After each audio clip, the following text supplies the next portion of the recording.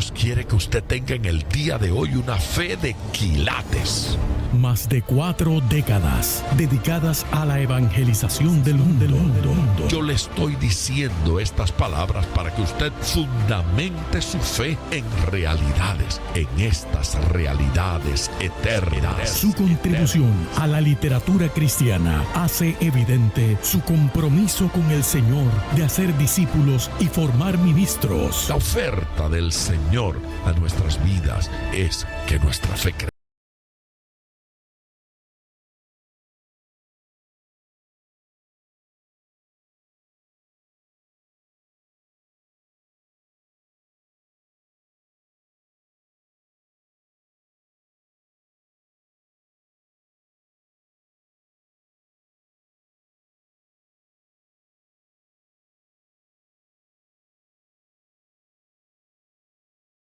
Nuestra audiencia. Esto es con usted. Soy el pastor Díaz Pavón y me siento feliz de estar aquí nuevamente. Gente querida, la bendición del Señor es hermosa. Hoy yo quiero comenzar a compartir con ustedes una palabra que cuando la compartí originalmente la llamamos agradecer lo que Dios nos ha dado. Pero de alguna manera quiero explicar el espíritu con el cual hacemos esa declaración. No estoy hablando simplemente del tiempo de acción de gracias, aunque eso sería maravilloso, ¿verdad? Hablar sobre ese tema es especial. Pero ese no es necesariamente el contexto de esta palabra. Cuando hablo de agradecer lo que Dios nos ha dado, de lo que quiero hablar es de la manera en que nos distraemos ocupándonos de cosas que Dios no nos ha dado. Por ejemplo, vamos a trabajar con la experiencia de la mujer, de Eva y del hombre, Adán, en el huerto del Edén. Allá en el Edén, Dios le ofreció tantas cosas. ¿Dónde se fijaron los ojos de la mujer? ¿Dónde se fijó la atención del hombre? En la fruta prohibida. Nuevamente, cuán conveniente es que nosotros atendamos aquello que Dios no nos ha dado, aquello que Dios no ha hecho. ¿Sabe cuál es el problema? El problema es que perdemos de vista las cosas maravillosas que el Señor sí nos ha dado. Fíjese que la intención de Satanás es nuestra distracción, hacernos llevar los ojos hacia lo negativo, hacernos llevar el oído, la mente y el corazón hacia lo que no tenemos.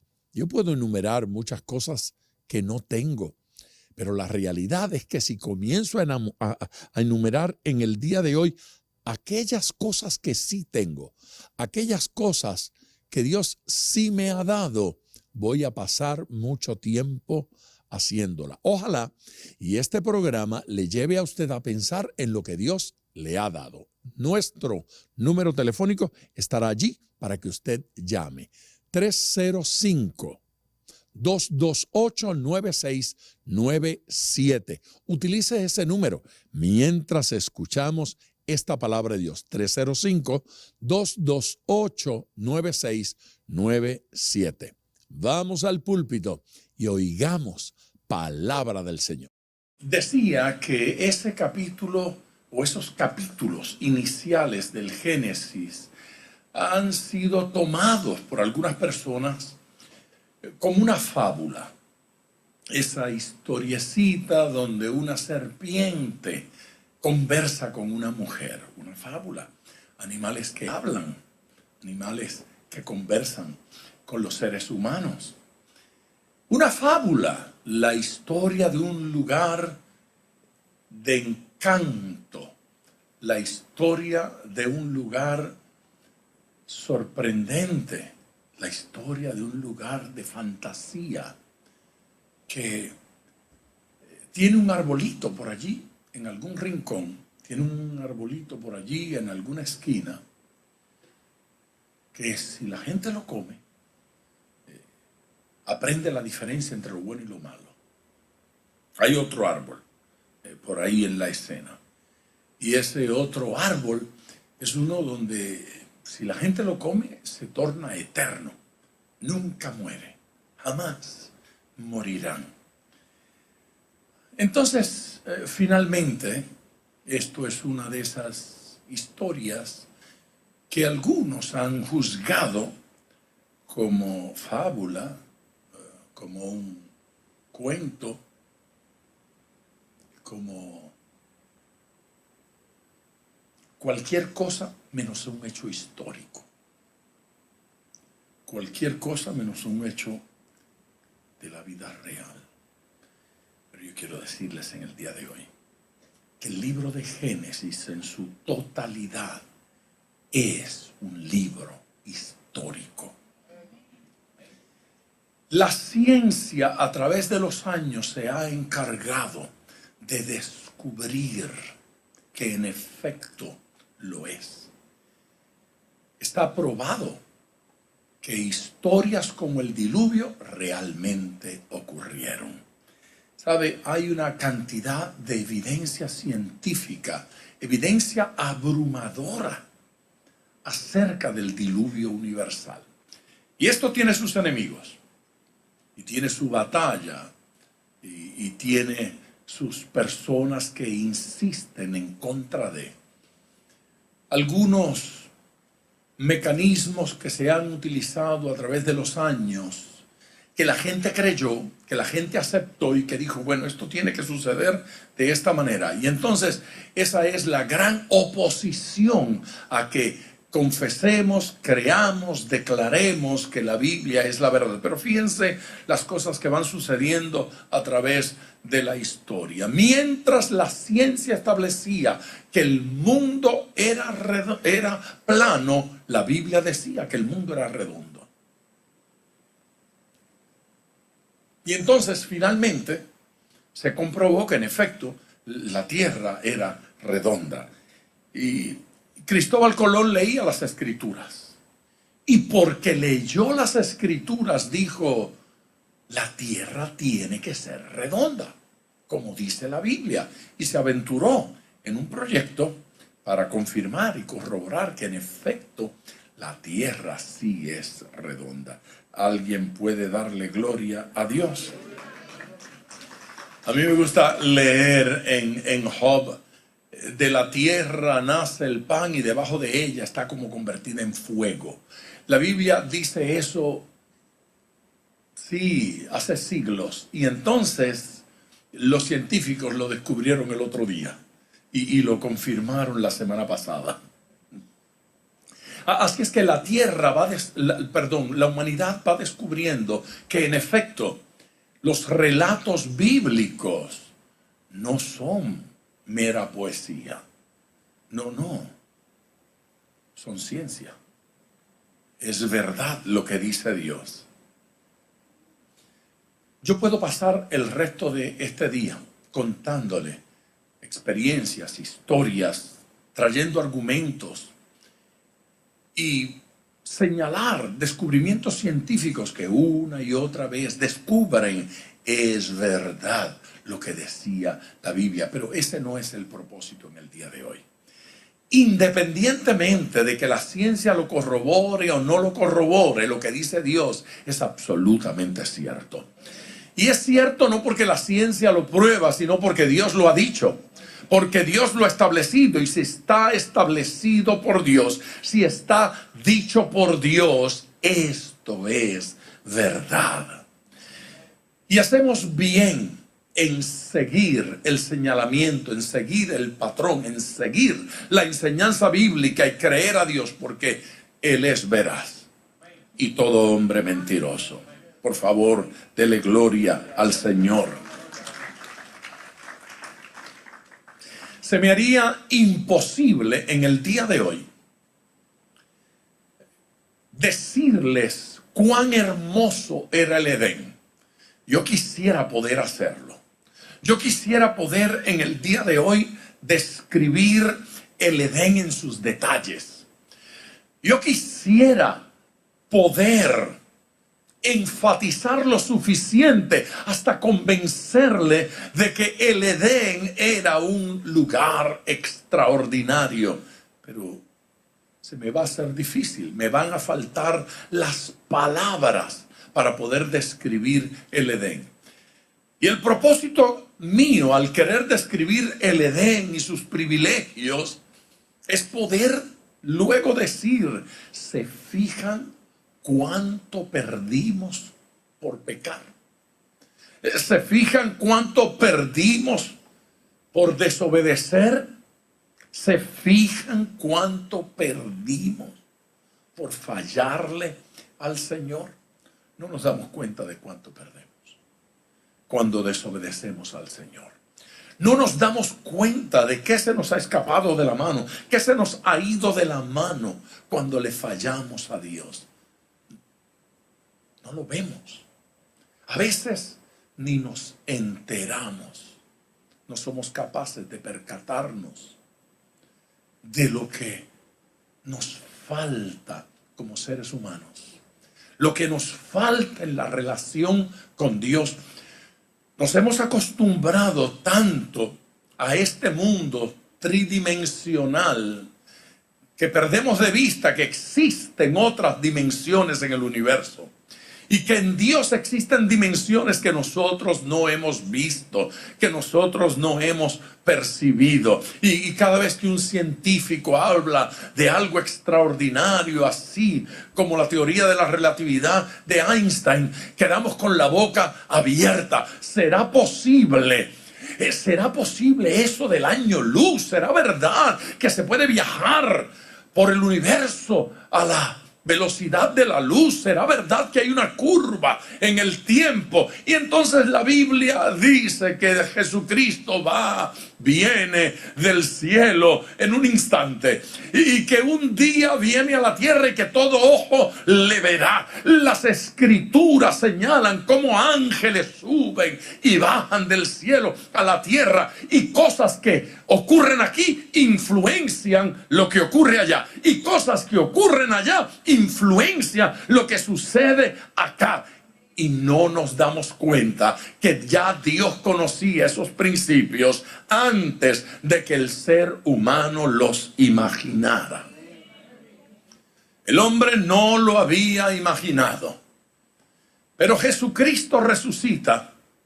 Y cuando una mujer intenta tocarlo, le dice, no me toques, porque aún no he subido a mi Padre y a vuestro Padre. Espera un ratito. Y luego, la próxima vez que él aparece en escena diciendo, tóquenme, metan los dedos aquí, revisen acá, descubran cuán real soy. No captamos la intensidad, la profundidad y la gloria de ese evangelio. No captamos la dimensión, la grandeza de la vida de nuestro Señor Jesucristo. ¿Qué hizo? Que se perdiera la bendición que aquel hombre, Adán, había recibido de Dios. ¿Cuán grande era esa relación? Pues a mí me parece que lo más extraordinario de lo que sucedió allí en el Edén ocurrió cuando después del pecado el Señor aparece en escena y descubre que el hombre está escondido. Para mí eso es impresionante, porque hasta ese momento el hombre nunca había sentido miedo de Dios. La llegada de Dios al escenario, la voz de Dios, la presencia del Señor era cosa cotidiana. ¿No le parece a usted extraordinario que Adán se levantara y tranquilamente se encontrara con Jesús, con Dios, en el patio de la casa, en el jardín, y que ahora nosotros tengamos una lucha extraordinaria para proclamar la presencia del Señor? Que pudiese hablar con Dios así, de manera relajada. Es más, la frase que utiliza allí es, al aire del día. Al aire del día. el Señor aparece en escena como quien dijo, tomando el fresco, refrescándose, estaba paseando en el contorno de la casa y el jardín de la familia. Jesús estaba por allí estirando las piernas. Dios andaba paseándose en el ambiente. Ni siquiera era una visita muy oficial, era una visita casual. Dios estaba viendo la familia. Esa clase de relación se perdió por el pecado. La gente le da más importante a los placeres, a los gustos, a los caprichos, que a la seria relación con Dios. Porque la palabra serio nos asusta. Porque la palabra serio nos incomoda. Pero ¿cuándo vamos a comprender que Dios tiene normas? ¿Cuándo vamos a entender que las reglas son buenas? Pero hay gente que le huye a las normas y le huye a las reglas. Señor, si nos amas, ¿por qué no quitaste de medio del huerto el arbolito ese? Pues por lo mismo que usted no quita de la cocina la estufa, aunque sabe que su hijo se va a quemar, aunque sabe que la niña en algún momento pondrá la mano y se va a quemar. Porque la idea no es quitar los peligros, la idea es que la niña y el niño aprendan a obedecer reglas.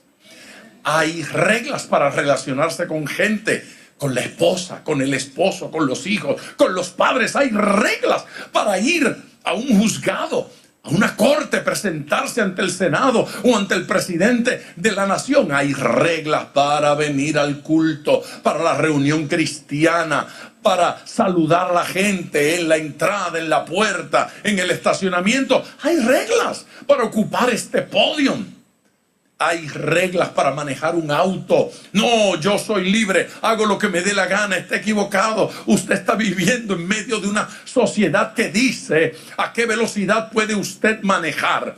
Y cuando usted excede, tiene consecuencias. Una multa o un accidente. Pero lo cierto es que usted tendrá consecuencias. Hay normas. Dios no estableció normas en el Edén porque quería perturbarle la vida a Adán. Se establecieron normas en el Edén, ofreciéndole Dios al hombre la oportunidad de obedecer, la oportunidad de honrarlo.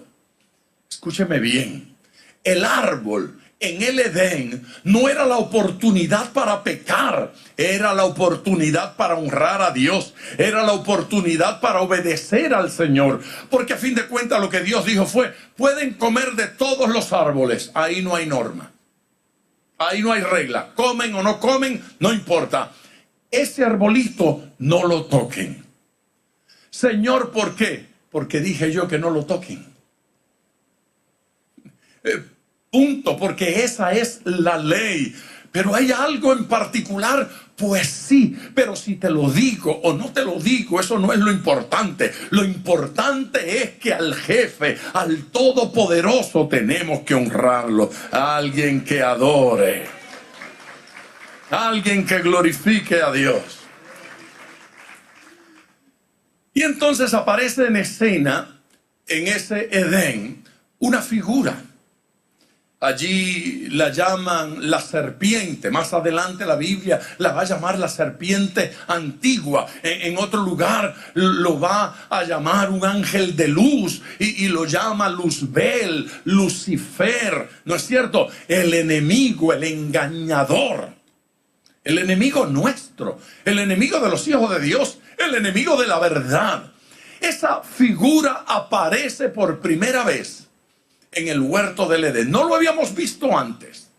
No tenemos detalles acerca de su creación.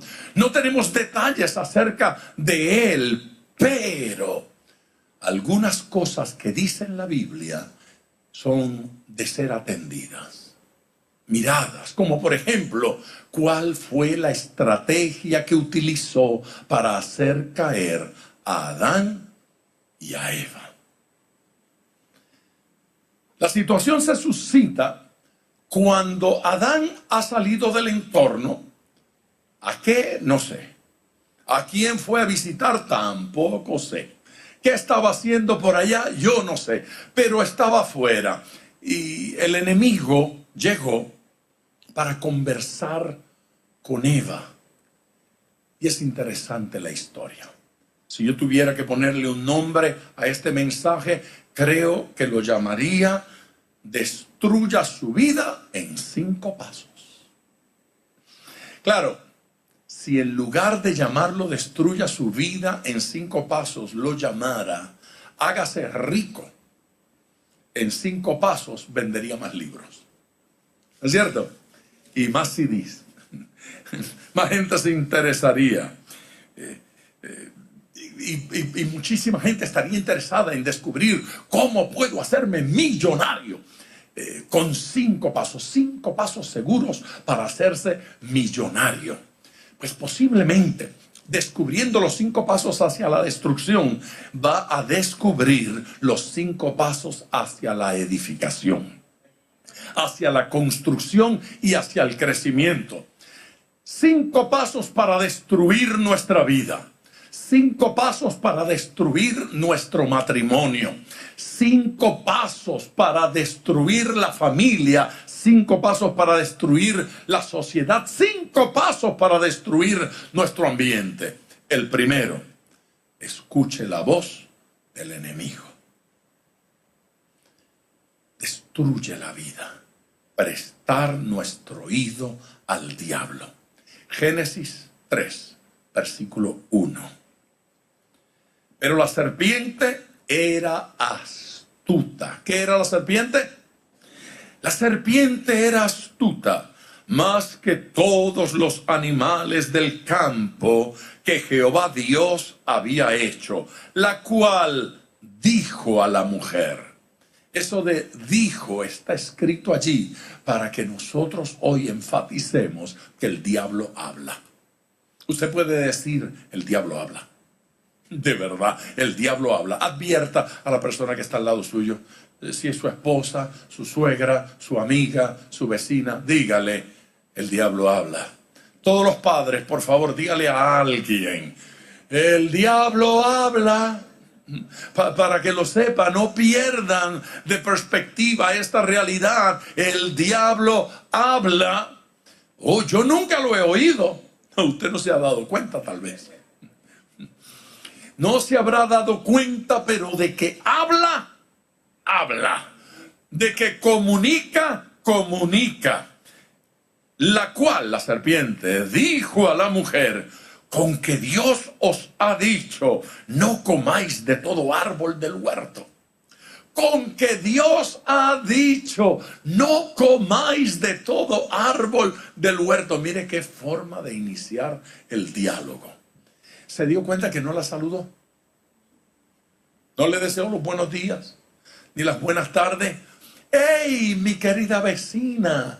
¿Cómo está? Aquí estoy yo, su amigo el diablo. ¿Sí? Como el hombre araña. Araña más. No se identificó, no se presentó, no saludó. De una vez lanzó una pregunta, un comentario. Con que Dios os ha dicho, no comáis de todo árbol del huerto. ¿Siente la ironía de la frase? La siente, se percibe, ¿no es cierto? El sarcasmo, se percibe el sarcasmo. Es una acusación contra Dios. Es un desafío al intelecto de la mujer. Es una invitación al diálogo. Es una invitación a la conversación que no puede uno resistir. Es difícil resistirse al diálogo cuando el que viene a hablar dice un disparate. Es difícil. Ve, si hubiese dicho la verdad, posiblemente la mujer simplemente hubiese dicho y hubiese seguido caminando. Si la serpiente hubiese dicho, con que ha dicho Dios que no pueden comer de ese árbol, así es, y sigue caminando. Pero no, con que ha dicho Dios que no pueden comer de ningún árbol. La pregunta es, ¿Dios había dicho eso? gracias a los 5 que habían leído no va a hablar con el resto ahora, con el resto. ¿Fue eso lo que Dios le dijo a la mujer? Le había dicho Dios a la mujer: de ninguno de estos árboles puedes comer. Eso no fue lo que dijo. ¿Por qué Satanás está haciendo ese comentario? Mi pregunta es: ¿ignoraba Satanás lo que Dios le había dicho a la mujer? No lo ignoraba. ¿Sabía el enemigo lo que la mujer había escuchado? El diálogo. ¿Sabía él cuál era el árbol del cual no debían comer? Sí lo sabían. ¿Sabían que se podía comer de los demás árboles? Sí lo sabía.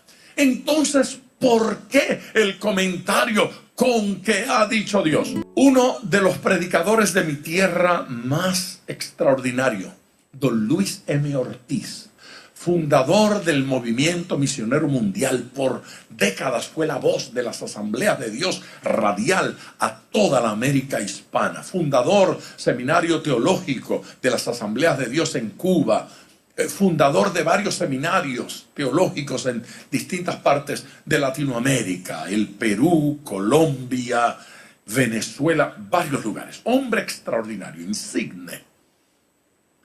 Fue un amigo de nuestro ministerio. Por años, ese hombre tan conocido y famoso me enviaba ofrendas mensualmente para respaldar la labor evangelística que realizábamos. Me invitaba a sus conferencias a hablar, a ministrarle, especialmente en aquellos años a los jóvenes. Don Luis M. Ortiz me envió una ofrenda después de muerto. Sí, él había partido con el Señor y como al mes yo recibí una carta de él. Y yo dije, bueno, esto es que la echó antes y por eso se perdió seguramente y ahora me llegó. Pero no, la fecha de la nota era después de su partida.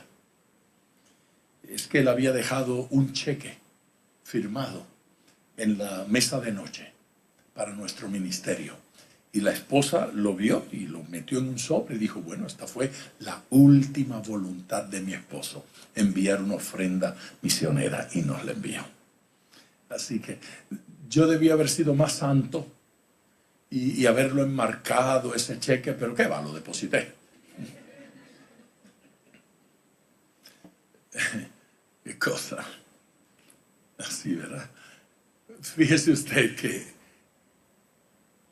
ese señor me encontró una vez en una campaña y cuando yo caminaba, no sé si hacia el auto, me movía yo, él se apareó para, hermano, ¿cómo está? Hey, hermano Ortiz. Me llevó a una esquina y me preguntó, ¿usted sabe cómo un gato caza un ratón? A mí me pareció sorprendente que él me preguntara eso. Le dije, bueno, no sé, yo creo que sí. Me dijo, es importante saberlo. Si usted va a ser predicador, si usted va a continuar en el ministerio, usted necesita saber cómo es que un gato caza un ratón. Así, hermano, sí. Y usted me lo podrá decir con mucho gusto. Le voy a explicar. Dijo, es una guerra psicológica, poderosa. Los ratones son más rápidos. Los gatos son más grandes. Los gatos se mueven por la casa, deambulan de un lado a otro, esperando que en algún momento aparezca por ahí un ratoncito. Y los ratones tienen sus lugares, sus caminitos por donde ellos corren, huyendo al gato, esperando que el gato no esté para entonces poder hacer lo suyo. Pero en algún momento, en alguna esquina, de pronto aparece el gato. Y lo que hace el gato, dice él, es que pone una garra al lado derecho y la otra al lado izquierdo. Y el ratoncito queda en la esquina. Se miran a los ojos atentamente. Y el gato le comunica una cosa al ratón y el ratón intenta comunicarle otra al gato. El gato dice, yo soy más grande que tú. Y si te distraes, ¡zas!, de un zarpazo te llevo. Y el ratón piensa, pero yo soy más rápido que el gato. Y si él se distrae, yo me escapo a toda velocidad. Se están mirando, amenazantes, el uno con que se escapa y el otro con que se lo come. Y de pronto, el gato, sin mover las garras y sin quitar los ojos, comienza a levantar la cola. Y la levanta muy alta. Y hace así. Y el ratoncito hace lo que hicieron ustedes. Y cuando el ratoncito levanta los ojos, ¡pau! Se acabó la historia. Se acabó la historia. Y él me dijo, y en la medida en que usted descubra la importancia de la cola del gato, usted será un mejor siervo de Dios.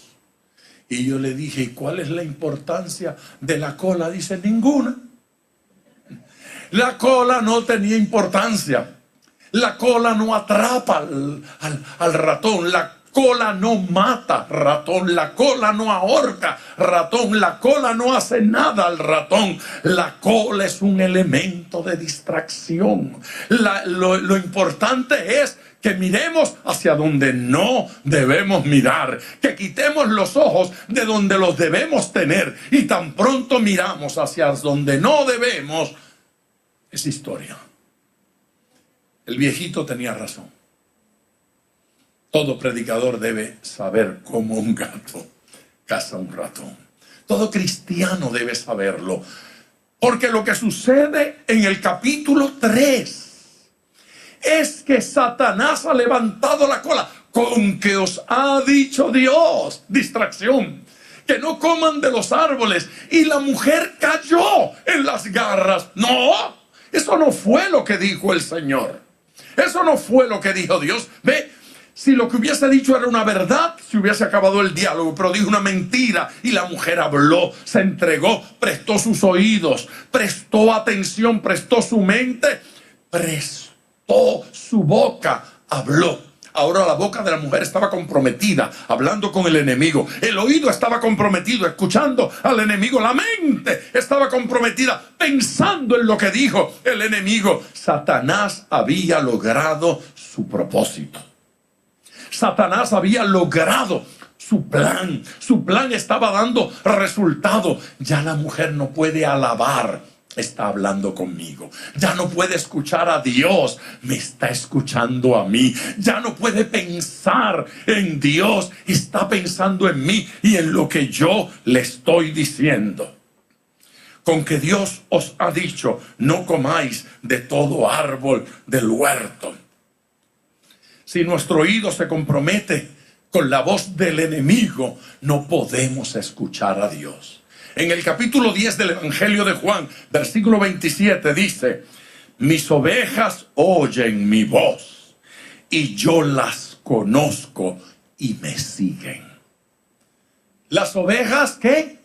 Oyen la voz del Señor. ¿Y hacen qué cosa? Siguen al Señor. Quien no escucha la voz de Dios no puede seguir al Señor. Para seguir al Señor se requiere primero que le escuchemos. Y no puede escuchar a Dios el que está escuchando al mundo. No puede escuchar a Dios el que está escuchando al diablo. No puede escuchar a Dios el que está escuchando a los hombres. Nuestros oídos tienen que ser para escuchar a Dios. Alguien que lo alabe. De regreso con ustedes en Tiempo de Oración.